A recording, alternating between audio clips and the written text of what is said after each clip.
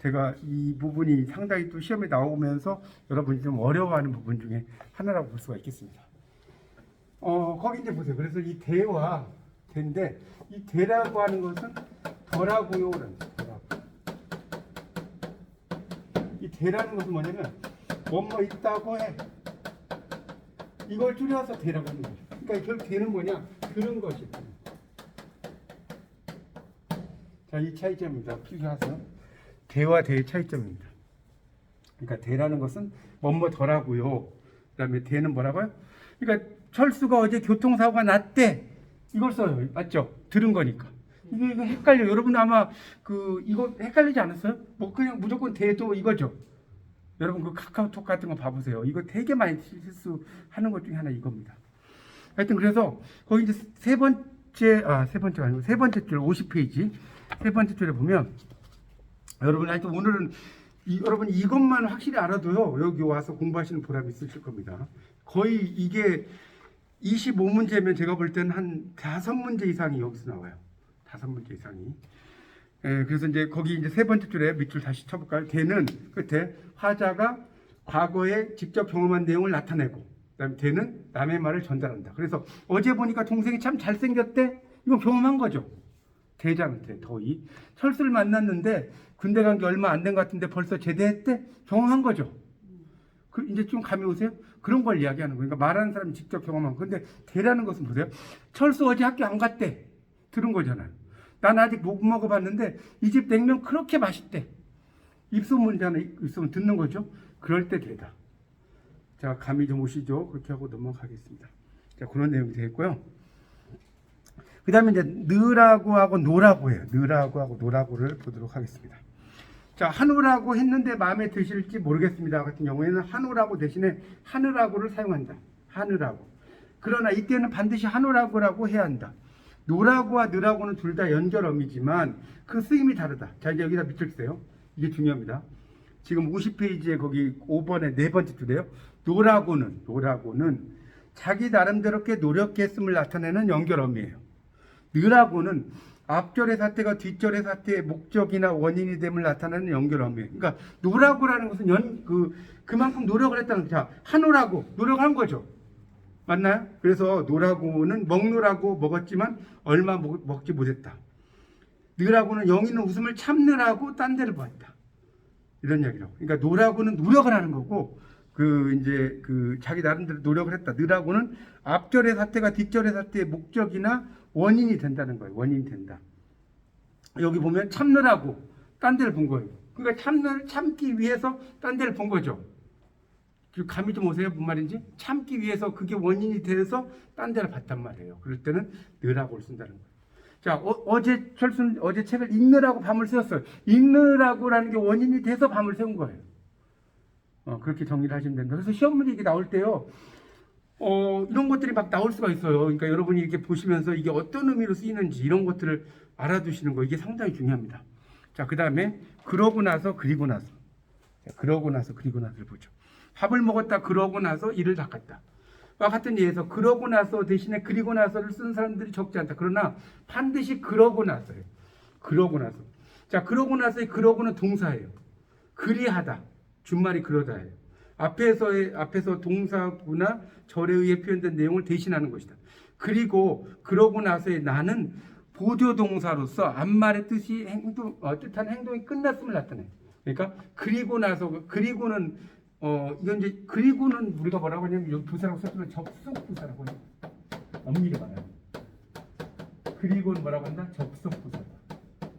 우리말은 접속사라는 개념이 없는 거 아시죠? 우리말의 품사에는 접속사가 없어요. 영어에만 있는 거예요. 그러니까 우리말에서 그리고 그러나 그런데 이런 거 있잖아요. 다 부사예요, 부사. 우리말 접속사 없습니다. 영어에만 있는 거예요. 자, 그렇게 해서 그러고 나서. 자, 그 다음에 이 왠지하고 왠지가 상당히 많이 잘못되는, 우리 틀리는 것 중에 하나인데요. 자, 현대국어에서 왜와 에는 구별이 안 돼요. 그런데 왠지 자리에 왠지를 써요. 그래서 when을 써야 할 자리에 when을 잘못 쓰기도 하는 것이다. 왠지는 왜인지, 거기 세 번째 줄 밑줄 써요. 줄여든 말이에요. 오늘은 왠지, 오늘은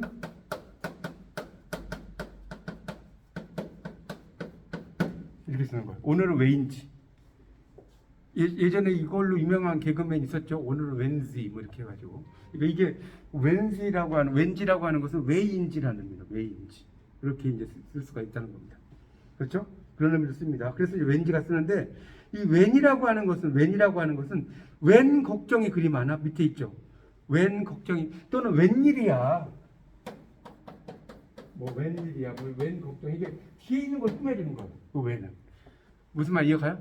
그러니까 왠지는 이게 하나의 어떤 개념으로 쓰이는데 웬이라고 하는 것은 이게 여기 나오잖아요. 웬 걱정을 꾸며주잖아요. 그렇죠? 그렇게 이해하시면 될 것 같습니다. 자, 그렇게 정리하시고 부딪히다와 부딪히다를 또 보겠습니다. 자, 이것도 사람들이 이제 많이 실수하는 것 중에 하나인데 보세요. 부딪히다 보세요. 구별 안 돼요? 그러니까 차이가 있다는 걸 이제 잘못 쓰는데 부딪히다는요. 부딪다의 어감상의 차이만 주는 강세 전미사 치가 결합해서 형태고 부딪히다는 능동사 부딪다의 피동의 전미사가 결합됐다. 즉 앞에 건 몰라도 돼요. 부딪히다는 자 능동사고 부딪히다는 뭐예요? 피동사예요. 그러니까 뭔 소리냐면 부딪히다는 것은 내가 일부러 가서 이렇게 어깨를 탁 치는 거예요. 뭔 말인지 이해가요? 부딪히다잖아요. 내가 일부러 구의적으로 그 사람에게 이 어깨를 부딪힌다는 거. 근데 부딪히다는 건 나는 조용히 가고 있었는데 이 사람이 어깨를 부딪혀. 나는 부딪힘을 당한 거죠. 무슨 말이 이해가요? 그러니까 이거를 이제 부딪히할 때 이거를 이제 우리가 뭐냐면 부딪히다 능동이죠. 능동. 부딪힌 거는 내가 능동적으로 했단 말이에요. 근데 부딪히다 할 때는 이걸 당한 걸 뭐라고 하죠? 당하는 거를 피동이란 말 안 들어보셨어요? 이걸 피동이라고 하는 겁니다. 능동과 피동. 여러분 국문과 안 다니셔도 뭐 이런 건 아시잖아요. 중고등학교 다 공부하셨으니까. 그러니까 부딪히다는 것은 구의적으로 하는 거. 부딪히다는 것은 나는 가만히 있는데 누가 와서 들이받으니까 부딪힘을 당한 거. 자, 이렇게 이해하시란 말입니다. 자, 넘기세요. 같아와 같애. 자, 이것도 이제 또 재밌죠. 같아와 같애.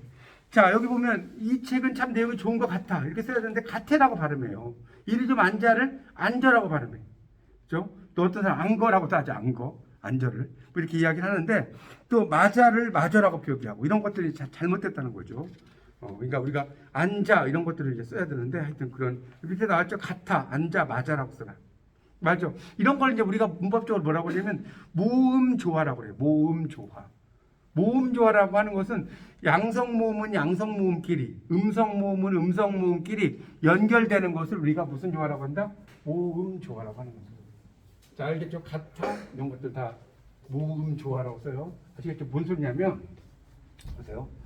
여기 지금 같아잖아요. 같아. 그러면 이게 모음이죠. 양성이죠. 이거잖아요. 우리 산토끼야 어떻게 어디를 가느냐 깡총깡총 뛰어서 이렇게 나오잖아요. 이게 아니까 이게 오가 나오는 거예요. 이게 만약 꽁꽁일 때는 이게 꽁충꽁충 이게 되잖아요. 맞죠? 맞나요? 이 음성 모음은 또 음성 모음끼리 가는 거예요. 이렇게. 이런 걸 모음조화라고 하는 거예요. 모음조화. 자, 그렇게 되는 겁니다. 하여튼 그런 거고 밑에 이제 우리 일상적인 발음의 표기가 달라서 틀리기 쉬운 거 창피하다, 호라비.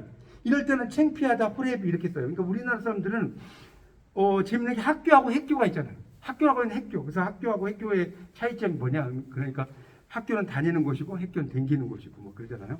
하여튼 그런 것들이 이제 이런 걸 이모음 역행동화라고 하는 거예요. 이모음. 우리가 남비라고 써야 되는데 남비를 뭐라고 해요?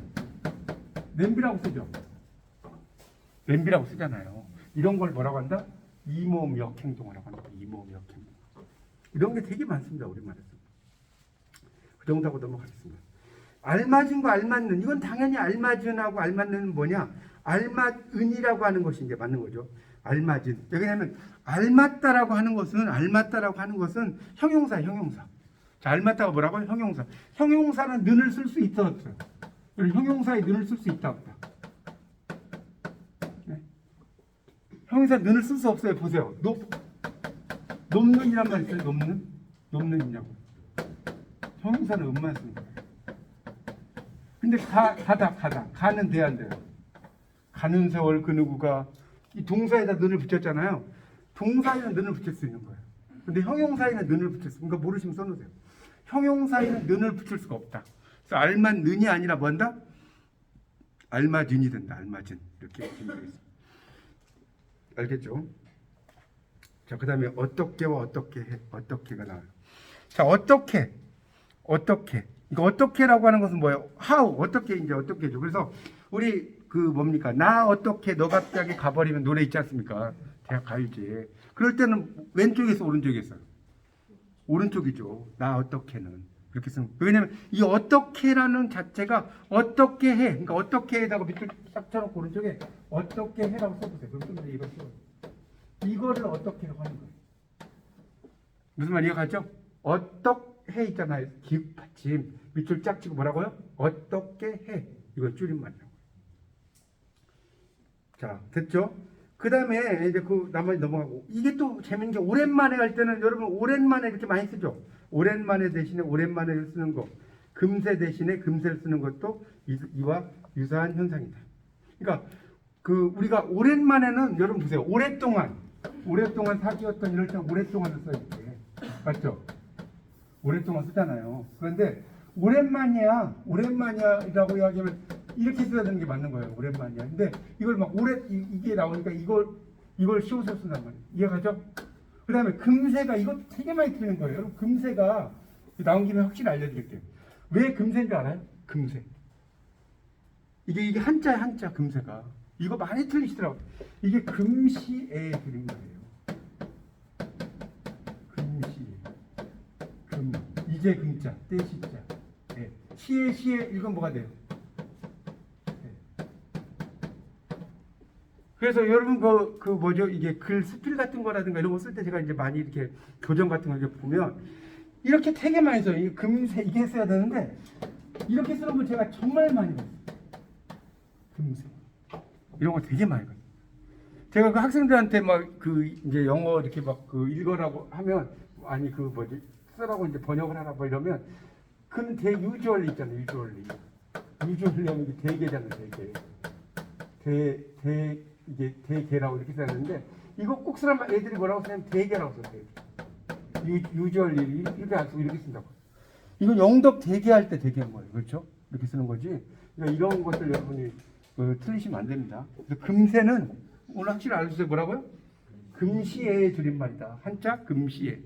아시겠죠? 이게 금시가 되는 거예요. 그러니까 이게 여기 책에는 뭐 금세 한자를 안 써놨는데 이렇게 써놓으면 이해가 쉽잖아요. 그렇죠? 뭐 여러분 시험에 한자를 써라고 나오진 않지만 여러분 읽을 줄 알잖아요. 한자는 뭐 못 써도 읽을 줄 알잖아요. 뭐 그렇게 보시면 좋다는 거예요. 넘기세요. 이 김치찌개가 또 이게 재밌어요. 김치찌개가 이게 왜 재밌냐면 우리 뭡니까 여기 뭐죠? 지금 미금역에 있다가 없어졌는데 김언니네 김치찌개 이런 그 음식점이 있었어요. 있지 않았나요? 몰라요? 김치찌개 집에 중에 이제 그런 게 있었는데 김언니 김치찌개를 이게 간판을 보면 잘못 써졌더라고요. 계속. 그러니까 이게 찌개하고 찌개가 여러분 되게 헷갈려요. 그렇죠?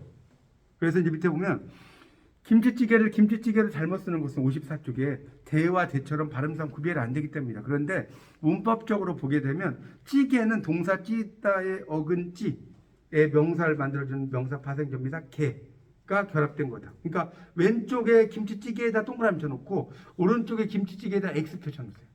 근데 이제 거기 간판 중에 이제 김언니 김치찌개 이렇게 나오면 진짜로 이건 거짓말 아니에요. 이렇게 써져 있었어요. 근데 이걸 뭐 고치라는 말 한 사람 한 명도 없더라고요. 고치라는. 더 재밌는 것은 저희 동네 예전에 이런 이야기는 끝도 없는데 이제 장명소 있잖아요. 장명소. 이게 정말 웃긴 장명소인데 이분이 초등학교 뭐죠? 이거 안 나왔는지 이름 짓는 곳이라고 썼어요. 근데 어떻게 썼냐면 이렇게 써놨어요. 장명소인데 이름 짓는 곳. 이건 걔가 짓는 거지. 그렇지 않나요? 이렇게 해가지고 진짜 얼마 안 있어도 없어지더라고요. 얼마 안 있어도. 그리고 또 어떤 학생은 예전에 몸이 좀 안 좋대요. 그래갖고 저한테 이제 그 대학생 한 명이 교수님 몸이 아파가지고 곧 나올게 이렇게 써야 되는데 곧 나올게 이렇게 써놨어. 왜 애 낳고 온다는 소리잖아요. 네? 이런 걸 참 많이 요즘 이제 하나 통신원을 하다 보니까 막 헷갈리는 거예요. 그런 것들이. 그래서 참 이게 쉽지 않구나 이런 것들이. 자, 대다와 데이다를 한번 보겠습니다. 대다와 데이다. 자, 대다와 데이다를 보면 불이나 뜨거운 것에 그 살이 상했을 때 데이다. 사용해서 끓는 물에 손을 대었다라고 하곤 한다. 몹시 놀라거나 심한 괴로움을 겪고 진저리가 날 경우에도 술에 크게 한번 데인 이후에 조심해서 먹고 있다. 이렇게 쓴다는 거. 그러나 이러한 뜻으로 사용하는 단어는 데이다가 아니라 대다예요. 근데 여러분이 일상적으로 아마 데이다 이런 말 많이 썼을 거예요. 그러니까 대다 대신에 데이다를 잘못 쓰는 이유는 대다보다는 데이다가 자연스럽다고 생각을 하는 거예요. 그렇죠? 그런 의미로 쓰인다는 겁니다. 그러니까 데이다가 맞는 것처럼 생각하는데 아니다. 그러니까 여기 나오죠. 모기, 메다, 메이다 뭐 이렇게 나왔잖아요. 여기에서도 이가 들어가지 않아요. 우리가 되게 재밌는 것 중에 하나가 뭐냐면 그 설레임이에요. 설레임이 맞는 것 같죠? 이건 아이스크림 이름이에요. 설레임은 아이스크림 이름이라고. 아이스크림 설레임 있죠? 이거는 문법적으로는 설렘이 맞는 거예요. 문법적으로는 설렘이 맞습니다. 노사연의 노래 중에 바람, 이거 이야기하면 끝도 없어요. 이거 바람 있죠. 우린 늙어가는 것이 아니라 조금씩 익어가는 겁니다. 이 대사가 너무 노래 가사가 멋진데 바람이 아니에요. 바람이 아니에요. 이 바람을 알고 계셨죠? 바람이 맞죠. 바람, 물론 바람, 윈드의 바람도 있어요. 윈드. 그것도 있지만 내가 원하는 바람, 디자이어죠. 영어로 디자이어. 바람도 있습니다. 그러니까 바람이 그냥 노래 가사로는 쓸 수가 있어요. 이제 이런 걸 좀 더 유식한 말을 뭐라고 하죠? 시적 허용이라고 하죠. 꼭 시에서만 쓰는 게 아니라 노래에서 이런 데서 그냥 뭐 써도 이게 통용이 돼. 근데 문법적인 걸 공부를 할 때는 그렇게 쓰면 안 된다는 거예요. 개념 이해가십니까? 그러니까 그런 것도 상식적으로 알아두세요. 상식적으로. 하여튼. 그러니까 여러분 이런 걸 알면 되게 재밌어요. 길 가다가 간판을 이렇게 볼 때 그냥 지나치지 않는다는 거죠. 자, 것과 거라고 하는 것이 나왔는데, 자, 이거는 의존명사라고 그래요. 의존명사라고 하는 것은 뭐냐면 단독으로 쓰이지 못하는 거. 그걸 의존명사라고 합니다. 의존명사 뭐라고 한다? 단독으로 쓰이지 못하는 거. 의존명사. 그래서 여기 보면 내일 가는 게 좋겠다. 이렇게 이제 하죠. 것을 거라고 썼다고 해서 잘못된 건 아니다. 구어에서 사용되는 거예요. 맞죠? 언어 단위 중에서 이제 이렇게 이제 거라고 쓸 수도 있다. 뭐 이런 정도 있고요. 그다음 오른쪽 55쪽. 발음상 구별되지 않아 잘못 표기하는 거. 하나같이 군뱅이들이라서 도착하지 않았다. 군뱅이라고 나죠. 군뱅이들이라서. 그러니까 여기서는 군뱅이 할 때 바이가 아니라 배이예요. 거기 잘 보세요. 뱅이죠. 군뱅이. 그러니까 이것도 그냥 놓아두면 아마 왼쪽 이게 뭐가 잘못됐지? 아마 그러실 거예요. 그렇죠? 군뱅이가 되는 거고 계거품을 물고 되는데 어쩔 수 없었다. 이 계거품이 여러분 지금까지 이걸로 알고 계신 분 되게 또 많이 있었죠. 그게 이제 이렇게 된다는 겁니다. 캥기는 거 이것도 캥기는이 아니라 이 캥기는이고요. 귀뜸 이게 아니라 귀뜸이에요. 이것도 아마 귀뜸이라고 여러분 되게 많이 들으셨을 거예요. 그다음에 걷잡을 수도 이거 디귿이고요. 뒤치다거리도 뒤치다거리약이에요. 아마 이건 정말 많이 들릴걸요. 여러분에게 이제 만약 이거 시험 문제 나오면 왼쪽 거 아닙니까? 49제였어. 어머니 49제였어. 이것도 49제라고 생각을 많이 하셨을 거고 얘 되게 오지랖이 넓어. 이것도 아마 왼쪽 이런 거 초죽음. 그러니까 주검이라는 것은 죽은 시체를 주검이라고 아세요? 죽음은 죽음이고 데스고 그러니까 이걸 영어로 좀 써야지 이해가 쉬울 것 같은데 죽음이라고 하는 건 데스예요. 여러분 이 정도 영어는 알잖아요. 그죠?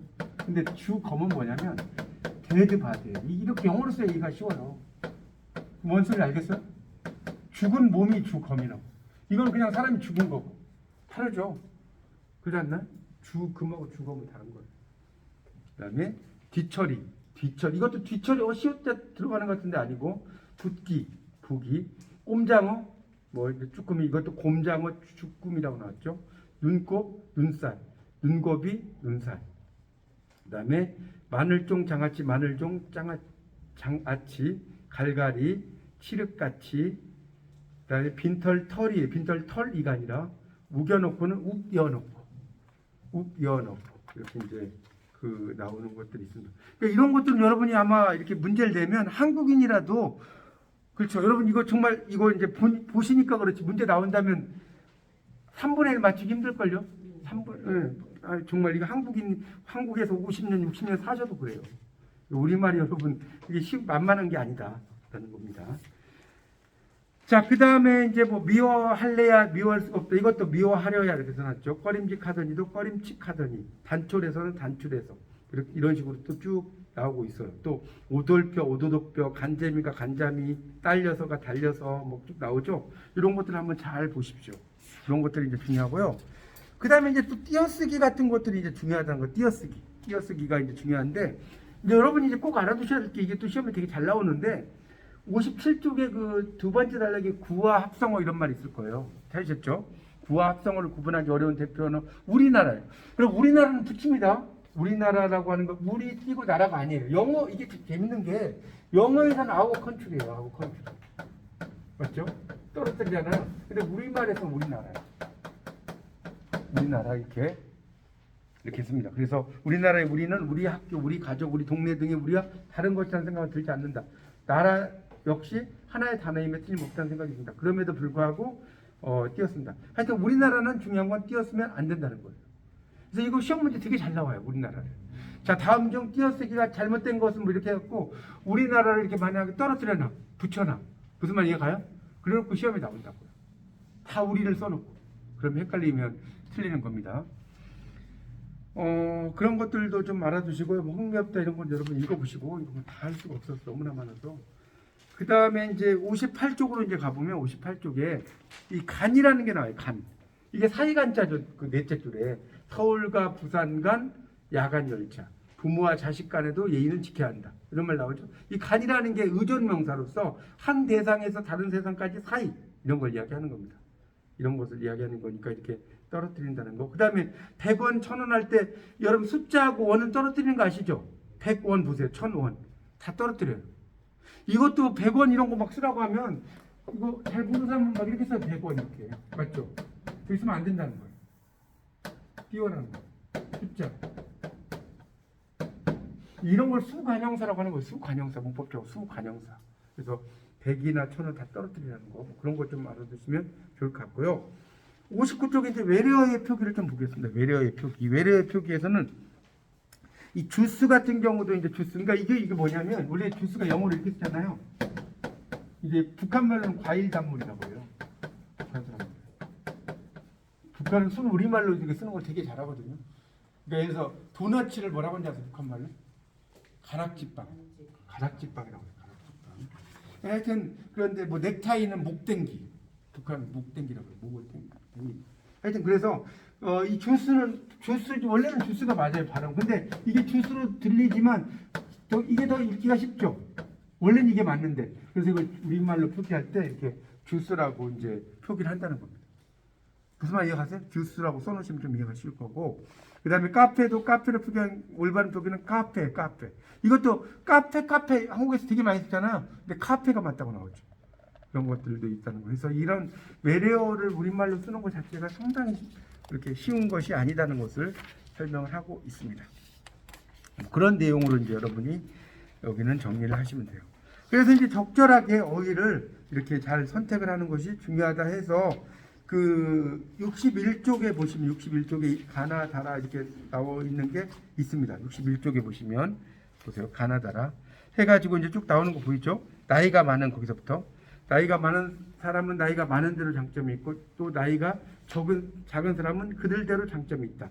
그러니까 작다와 적다를 그 의미를 정확하게 구분하지 못한 데서 잘못이다. 적다는 수요나 분량, 정도 이런 것들이 이제 기준에 미치지 못하는 것이다. 뭐 이런 말 나오죠.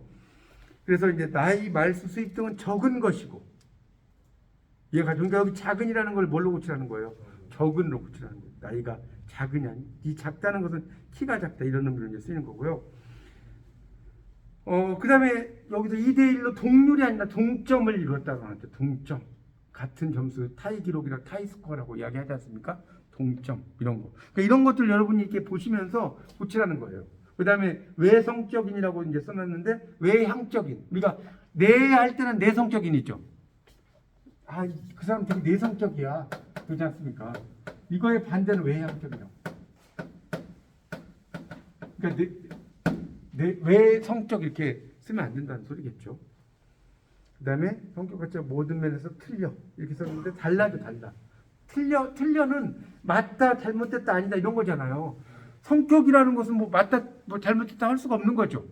맞아요, 틀려요. 그래서 그런 걸 써야 되고 김철수 박사, 박영진 박사는 우리 연구에서 자랑하는 재원이다. 재원은 뛰어난 재주를 가진 사람. 이런 이야기죠. 단순히 재주가 뛰어난 사람을 가리키는 것으로 재원이라는, 자 넘겨보세요. 한자를 생각할 수 있지만 한자는 사전에 없다. 우리가 흔히 사용하는 재원은 보세요. 재주가 뛰어난 젊은 여자라는 뜻이래요.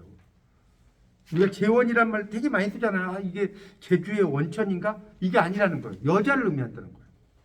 모르셨죠? 재원.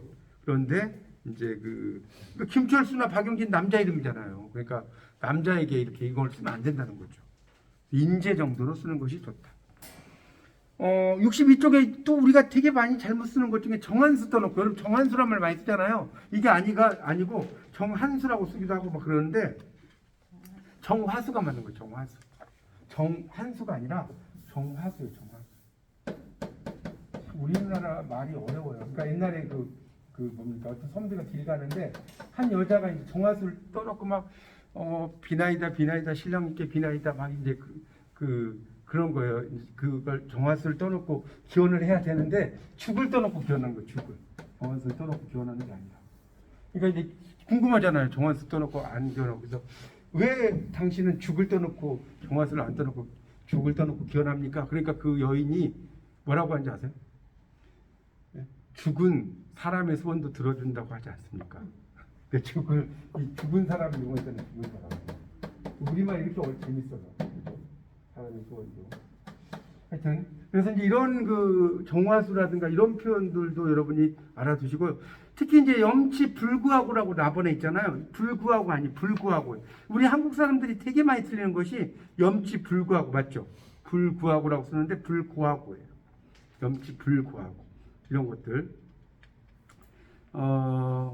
그러니까 이런 것들 여러분이 이제 하나씩 의미를 따져가면서 맥락들이 잘못된 것을 이제 보셔야 됩니다. 그런 것들을 봐야지 의미가 되는 겁니다. 그래서 그 다음에 이 나번에 보면 재정 계획은 내년도 전격적으로 공개할 예정이다.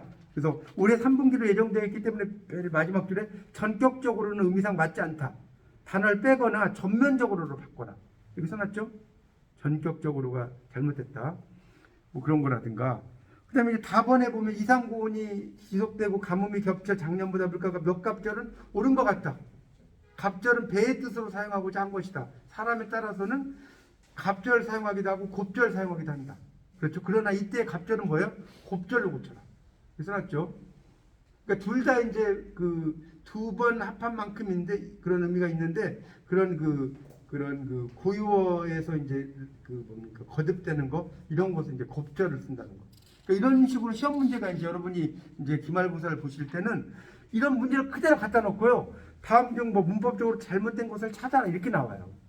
무슨 말 아시겠어요? 시험 유형은? 그러니까 그럴 때 나오기 때문에 이걸 다 이렇게 제가 지금 설명을 좀 하고 있지만 이게 어떤 맥락에서 이런 식으로 잘못되어 있는지 이런 걸 잘 따져가면서 이렇게 제가 지금 말씀드린 걸 토대로 해서 여러분이 하나하나 이런 것들을 이제 분석을 하면서 쭉 이렇게 보시면 뭐랄까요 도움이 되지 않을까라는 생각이 들어요. 이거 제가 짧은 시간 안에 이걸 다 일일이 설명을 여기는 못 하겠고요.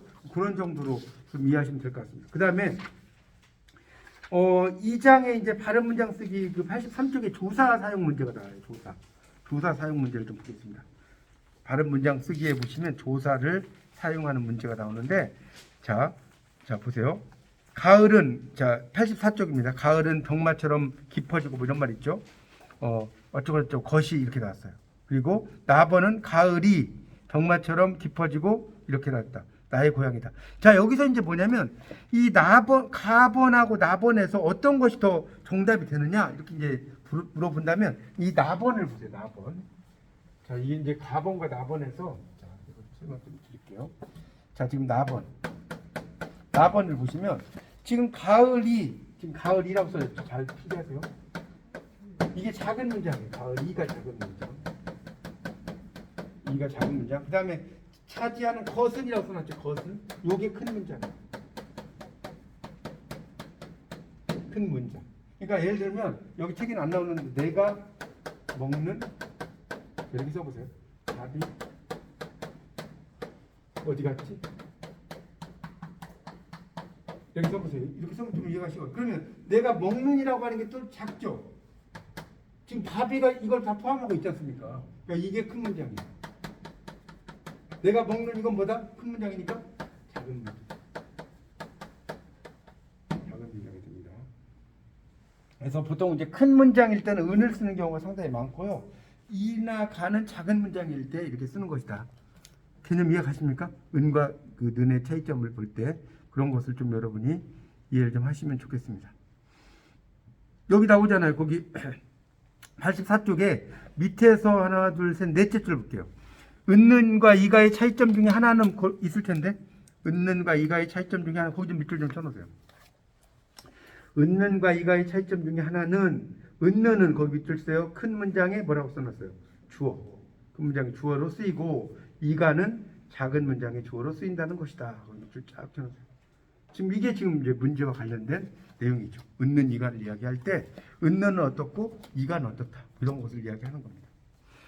자, 그 다음에 이제 두 번째는 이제 85쪽에 원시 시대부터 인간은 끊임없는 발전을 거듭해온 것은 이렇게 나왔잖아요. 자, 원부터 가로 열어보세요. 가에 원 가로 열고, 거듭해 온의 가로 닫아요. 온 가로 닫아. 그 다음에 것은 동그라미 쳐놓으세요. 그래서 여기 원부터 온까지를 관형절이라고 써주세요. 관형절. 관형절. 그러니까 관형절이라고 하는 건 뭐냐면, 오다라는 게 동사잖아요. 이 오다라는 동사에 니은이 붙었어. 오다라는 동사에 니은이 붙으면 온이 되죠. 그런데 절은 뭐냐? 주어와 동사가 함께 있는 걸 절이라고 하는 거예요. 그건 아시죠? 절이라는 건 뭐다? 주어와 동사가 함께 있는 거. 같이 있는 거. 주어와 동사가 같이 있지 않는 건 뭐다? 절이 아니다. 라는 것을 이해하시면 될 것 같습니다. 뭐 그런 것들을 이제 여러분이 찾아서 보시면 될 것 같고, 뭐 그런 내용이 이제 상당히 또 중요하고요. 그 다음에 이제 그 86쪽 같은 거 보면 3번에 귀하의 건승과 가정의 평안하심을 기원합니다. 이렇게 써놨죠. 가정의 평안하심을. 그러니까 가정의 평안하심. 그러니까 평안하심을 기원합니다.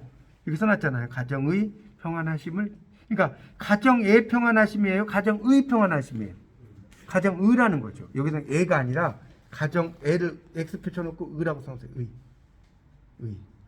그렇게. 그 다음에 밑에 있는 것도 마찬가지죠. 타의 추종이겠어요? 타의 추종이겠어요? 타의 추종이. 다른 사람 의니까. 타, X라고 의라고 쓰라고요. 그 다음에 천만의 말씀 이렇게 쓸 때 천만의 말씀일 때 천만의 말씀이 아니라 그 천만의 말씀이에요. 맞죠? 천만의 말씀이 아니라고요. 그런 것들도 있다. 그렇게 정리하시고. 그 다음에 세계에서 맛으로 유명한 우리나라 배로만 갈아 만듭니다. 이렇게 나왔어요. 그렇게 나왔죠. 우리나라 배만 갈아 만듭니다. 그러니까 배로만이 아니라 이거는 배만을, 그러니까 배로만이라고 썼잖아요. 이걸 배만을로 써요. 배만을. 이해갑니까? 배만을. 갈아 만든다. 우리 그 갈아 만든 배라는 그 상표 있잖아요. 갈아 만든 배. 요즘에도 나온지 모르겠는데. 그다음에 약은 약사에게 상의하십시오. 이렇게 나왔잖아요. 약은 약사에게 상의하십시오. 이런 말 쓸 때 이건 어떻게 쓰라는 거예요? 그러니까 거기 이제 밑에 나왔죠. 거기 4번에 나번에 일반 사람이 관용구처럼 인식됐는데 더욱 문제가 없는 걸 생각하지만 상의하다는 뭐뭐와 뭐뭇을 상의하다 이렇게 쓰는 거예요. 그러니까 약은 약사에게가 아니라 밑에 뭐라고 넣었어요? 의사 약사와 상의하십시오. 그러니까 에게를 뭐라고 고치라는 거예요? 와로 고치라는 거예요. 와.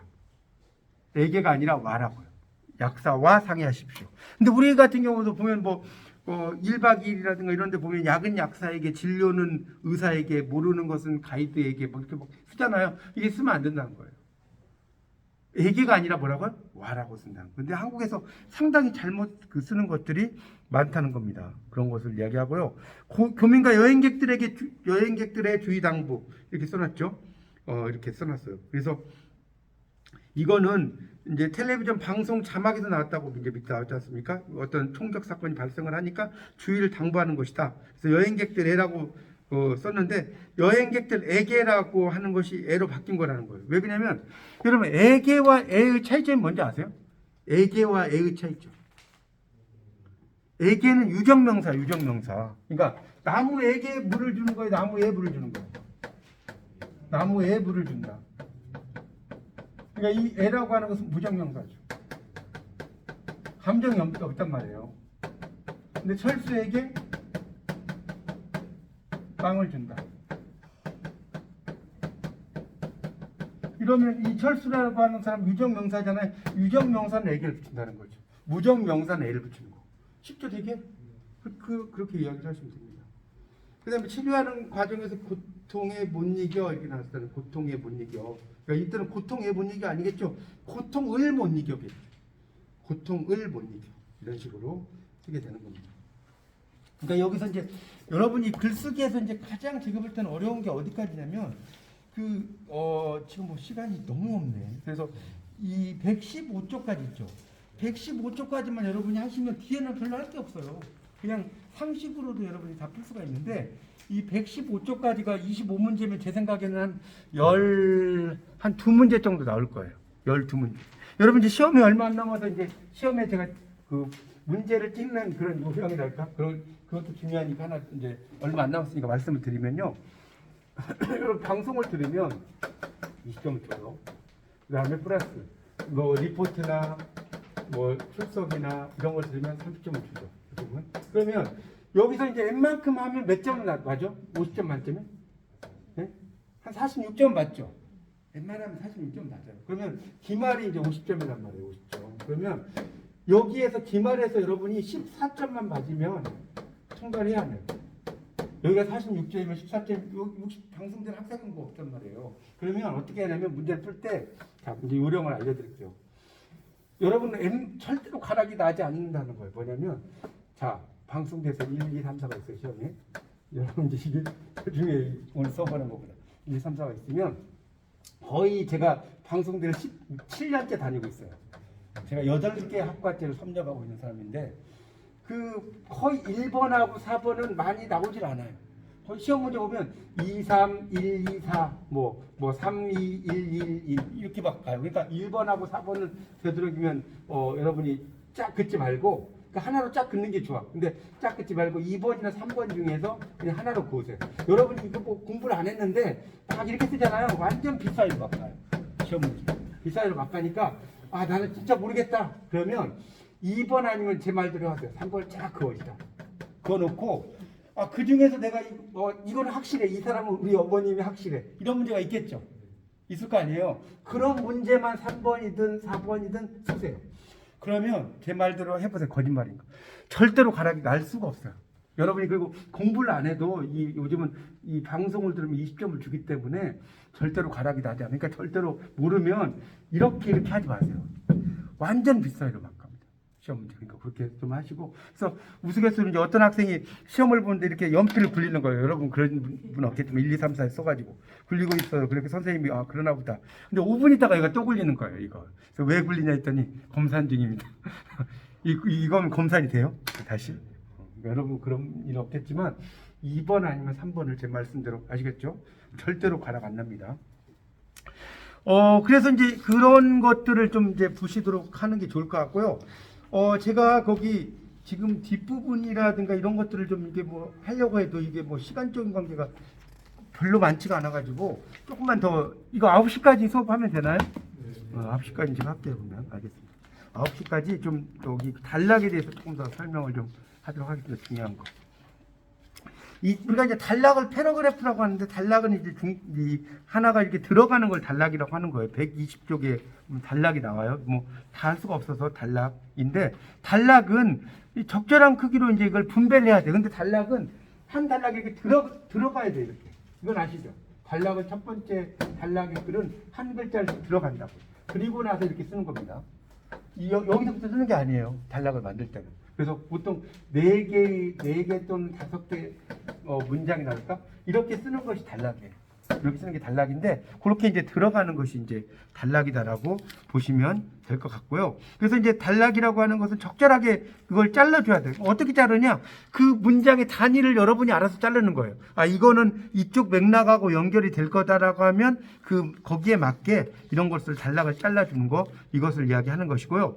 그러니까 단락이라는 것은 그 뒷받침하는 또 문장이 있어요. 단락의 구조에 보시면 125쪽 보세요.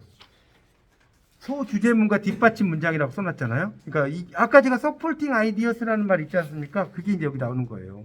단락이라고 하는 것은 이런 것에 대해서 이 뒷받침을 해줄 수 있는 그런 문장 이런 것들이 상당히 이제 중요하다는 것을 이야기를 하고 있습니다. 그러니까 그 뒷받침하는 문장이 이제 그 소주제와 관련돼서 거기 그 어디냐면 126쪽에 나오는데 밑에서 두 번째 단락을 볼까요? 단락은 이러한 거기 찾으셨죠? 소주제를 중심으로 이를 뒷받침하는 문장들이 함께 모여서 만들어진다. 이 뒷받침하는 문장 아까 영어로 이야기했죠? supporting sentence라고 하는 거예요. 이런 거 영어로 한번 써보세요. supporting sentence. 문장은 문장인데 supporting하는 문장이다. 이해가시죠? 문장은 문장인데 support는 뭔지 지지한다 뭐 이런 뜻 아닙니까? 뒷받침하는 문장을 이야기한다는 거. 자, 그렇게 이야기를 하시고, 그래서 이제 소주제문이라고 하는 것이 또 나오는데, 이 소주제문에서 이제 중요한 것은 128쪽 거기 세 번째 단락의 첫째 줄에 밑줄 치세요. 소주제문은 먼저 적절한 범위의 추상적 진술이어야 한다 이런 말 있죠. 밑줄 쫙 치세요. 그리고 추상적에다 동그라미 쳐놓으세요. 추상적 동그라미, 추상적인 진술이어야 된다는 거. 그게 전체 분량이 있어. 그 다음에 또 그 다음 단락, 그 다음 단락이 또 밑줄. 또 소주제문은 단일한 내용이야. 그러니까 복잡한 내용이 아니라 단일한 내용이어야 한다. 자, 시험 문제 이렇게 나올 수 있어. 자, 다음 중 소주제문의 성격에 대한 설명으로 잘못된 것은 이렇게 나와요, 시험에. 자, 그래서 이렇게 말씀드리는 거예요. 자, 그 다음에 또 하나. 128쪽의 마지막 단락 첫째 줄. 소주제문은 명료하고 간결할 필요가 있다. 있나요? 명료하고 간결할 필요가 있다. 요것만 알면 돼요. 그게 소주제문이다. 그 다음에 이제, 단락은 이제 두 갈식이 있고 뭐, 이렇게 있는데, 어떤 것이 이제 단락에서는 이제 중요하냐면, 이 단락이라고 하는 것에서는, 이 두 갈식 구성이 상당히 이제 많이 쓰입니다. 거기 이제 보세요. 129쪽에 4번 단락의 구성 방식의 두 번째 단락의 둘째 줄. 두 갈식 구성 밑줄 주세요. 단락의 중심의 내용이 단어의 첫머리에 먼저 제시되기 때문에 글을 쓰는 초점이 뚜렷해져서 내용이 엉뚱한 방향으로 벗어나거나 산만해질 우려가 적고 독자들이 그 단락의 초점을 파악하고 내용을 이해하는 데 유리하다는 장점이 있다. 그래서 가장 많이 사용하는 방식이기도 하고 가장 권하는 유형이기도 하다. 자, 시험 문제 이렇게 나와요. 어떻게 나오냐? 자, 다음 중 어쩌고 저쩌고 해서 어떤 방식이다. 자, 뭐냐? 자, 보세요. 이 시험 문제에 나와. 1, 2, 미괄식, 3, 양괄식, 4, 정렬식. 이렇게 써. 뭐가 답이에요? 이건식이지. 이렇게 나온다니까, 시험에. 시험이 그렇게 나와요. 여러분 이제 기출문제라든가 이런 거 풀어보시면 그렇게 나옵니다. 그래서 제가 아까 말씀드렸지만 이 앞에 부분 여러분이 이제 시험 공부를 할 때 이 앞에 그 뭡니까 115쪽까지 있지 않습니까? 여기까지만 좀 잘하잖아요. 그러면 뒤쪽은 그냥 상식 문제가 되게 많아요. 내가 이제 어느 정도 알면 충분히 풀 수 있는 문제가 많은데 이 앞에 있는 내용은 여러분이 공부를 안 하면 알 수가 없어요. 아시겠어요? 그러니까 이걸 공부하는 요령을 지금 여러분에게 말씀을 드리는 겁니다. 그런 것들이 이제 단락을 공부하는 데도 중요하고 통일성도 시험에 이제 되게 잘 나오는데 132쪽의 마지막 줄에 통일성의 네모 칠까요? 마지막 줄에 통일성 네모 나오죠. 거기 이제 보면 단락의 소주제와 그것을 뒷받침 문장들 사이에 내용적으로 동일한 것이 제시되고 있는지를 가늠하는 것이 단락의 네모다. 이것도 시험에 나와요. 자, 여기 네모 쳐놓고 뭐가 들어가냐? 통일성, 뭐 무슨 성 써놓고 답은 통일성이다. 자, 그렇게 또 시험에 되게 잘 나오는 것 중에 하나가 이 통일성이다라는 것을 이해하시면 좋겠습니다. 뭐 그런 내용이 이제 쭉 여기서는 중요한 그 특징이라고 할 수가 있겠습니다. 그런 것을 좀 정리를 좀 하시면 될 것 같고요. 이게 지금 실용적 글쓰기, 이제 학술적 글쓰기, 뭐 실용적 글쓰기, 자기 표현 이런 건 시간이 없어서 제가 다 할 수가 없고, 이제 학술적 글쓰기 같은 경우에 보면 거기 여러분 교재 205쪽에 이제 학술적 글쓰기 이렇게 나오지 않습니까?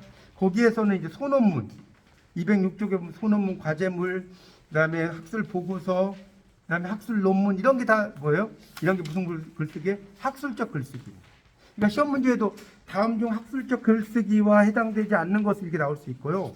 그다음에 이제 과제물은 이제 설명형, 뭐 논술형, 뭐 여러 가지 유형이 있는 건 여러분 그냥 읽어보시면 뭐 크게 어려운 내용은 없을 것 같습니다. 그런 것은 그게 어려움이 없고, 그래서 이제 학술적 글쓰기는 이제 쭉 여러분이 한번 보시면 좋을 것 같고, 그 다음에가 이제 아마 성찰적 글쓰기, 실용적 글쓰기인데, 이 성찰적 글쓰기 같은 경우는 이제 269쪽부터가 나오는 게 성찰적 글쓰기거든요. 나를 돌아보는 거예요. 269쪽을 보시면 성찰, 나를 돌아보는 거. 메디테이션이라고 썼지 않습니까? 이게 이제 성찰적 글쓰기인데 이거는 주로 수필 같은 것이 대표적인 성찰적 글쓰기라고 볼 수가 있어요. 일기 274쪽에 보면 사적인 기록, 일기 뭐 이렇게 써져 있으니까 편지, 자전적 수필 이런 것들이 다 성찰적 글쓰기죠. 나의 삶을 돌아보는 거, 자서전 같은 거 이런 것이고 이제 실용적인 글쓰기는 이력서 같은 것을 이제 여러분이 말하는데 여기 이력서에서 또 시험에 잘 나오는 게요. 297쪽입니다. 297쪽에 보면 나번이라고 써졌어요. 이력서 작성 시 주의사항 여기 별 3개 씁니다. 이력서 작성 시 주의사항이라고 있을 거예요. 297쪽에 나번 찾으셨죠? 자, 첫 번째 무엇보다 주의할 점은 허위 사실이나 과장된 내용이 기재서는 안 된다. 그 다음에 두 번째 최근 경력을 중심으로 기술화돼 여기 밑줄 쫙 쳐놓으세요. 최근 경력을 중심으로 해야 돼. 막 초등학교 나온 것부터 막 기록하면 안 된다는 거예요.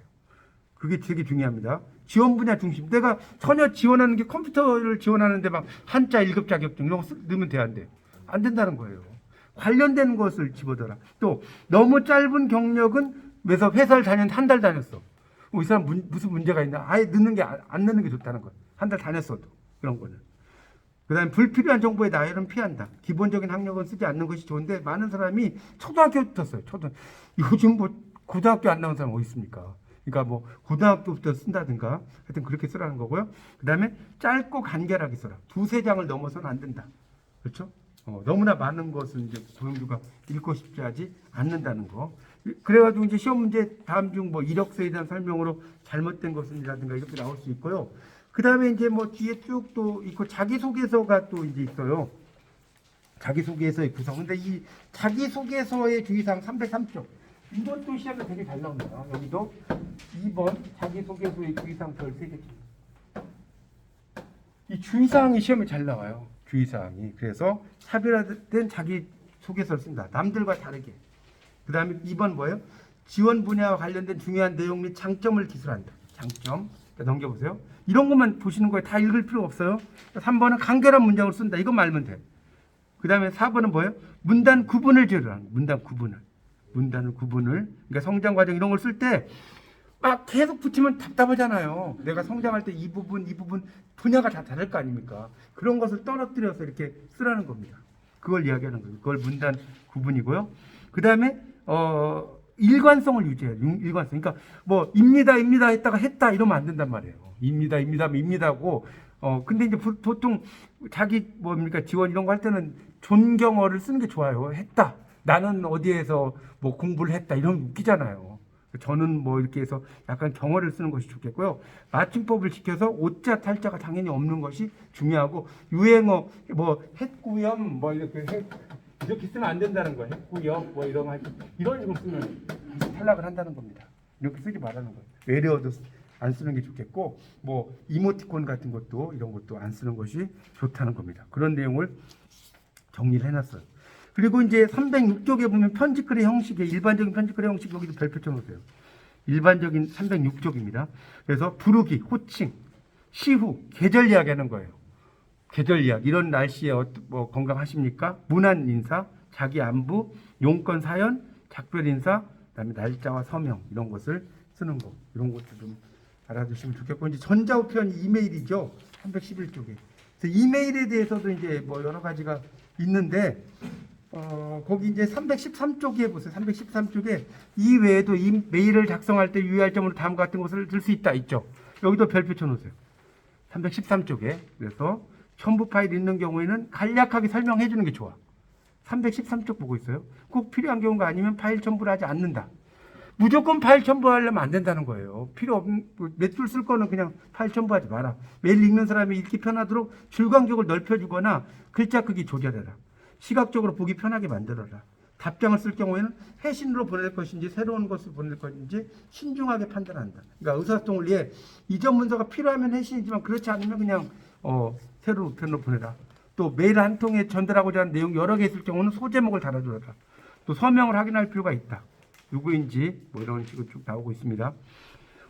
예, 그런 정도로 해서 제가 뭐 이거를 정말 원래 이 글쓰기만 해도 6시간을 제가 수업을 해드려야 돼요. 근데 뭐 짧은 시간에 이렇게 했기 때문에 다시 한번 제가 좀 정리하지만 이거를 제가 유튜브에다가 이렇게 올릴 거예요. 제 이름을 이렇게 검색을 하시면 아마 오늘 내일 아침까지 이제 올라가 있을 거니까 다시 한번 볼 수 있을 것 같고요.